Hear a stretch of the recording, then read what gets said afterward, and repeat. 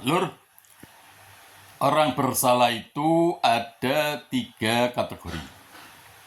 Yang pertama, orang bersalah, dia mengakui bahwa dia salah. Kemudian dia ingin menyelesaikan.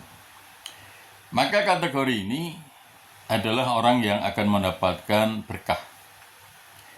Yang kedua, orang bersalah tidak mengakui salah, ngeyel dia, maka dia akan mendapatkan musibah.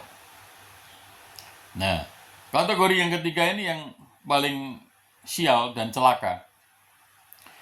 Dia orang yang bersalah, tidak mengakui kesalahannya, dan tidak mau menyelesaikan. Nah, bagaimana penjelasannya, Lur? Orang yang bersalah mengakui kesalahan.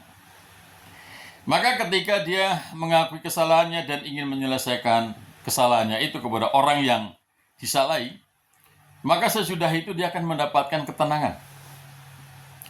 Bahkan tidak hanya mendapatkan ketenangan, namun dia juga akan mendapatkan pemaafan. Karena orang yang didatangi itu pasti akan memberikan maaf, pasti mau menyelesaikan. Karena keikhlasan orang yang bersalah mau menyelesaikan itu.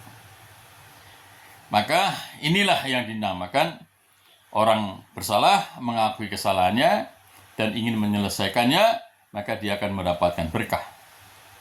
Nah, yang kedua, jelas dia salah, namun ngeyel. Nah, contohnya saja.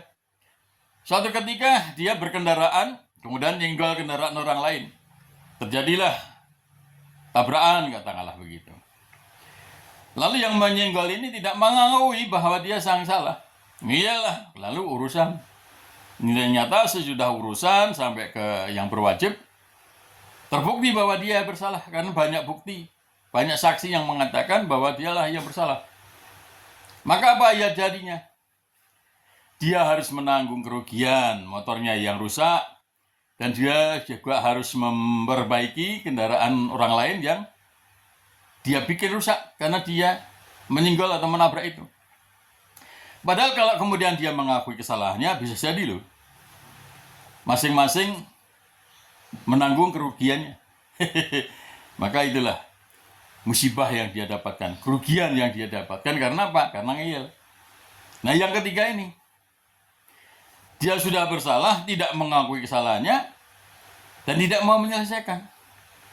Mungkin lho ya, di dunia dia aman, tidak masalah. Namun nanti di akhirat dia akan mendapatkan apa? Pengadilan. Rasulullah bersabda, kalau engkau menjalimi seseorang, maka selesaikan saat itu. Jangan sampai kiamat tiba. Kalau kiamat tiba, maka engkau harus menyelesaikannya dengan apa? Dengan membayar kezalimanmu dengan pahala yang kau miliki. Kalau engkau punya, kalau tidak, maka dosa orang-orang yang kau zalimi itu akan diberikan kepadamu. Ini gambaran orang yang rugi. Makanya saudara, Lur ya, kalau kita memang bersalah, yuk kita selesaikan baik-baik. Akui bahwa kita salah. Tidak usah ngeyel. Tidak ada gunanya kok ngeyel. Mungkin di dunia bisa saja kita menang karena kita mendapatkan pengacara yang bagus dan sebagainya dan sebagainya. Namun di akhirat dulu, ya di akhirat kita tidak bisa menggunakan itu semua. Allah tahu yang tersembunyi sekalipun. Dan itu bisa jadi kalau kita memang benar-benar salah, ya kita bisa akan mendapatkan murka Allah. Maka kita selesaikan saja sebaik-baiknya. Untuk apa sih kita harus menang-menangan di dunia kalau kita memang salah? Itu ya Lur ya.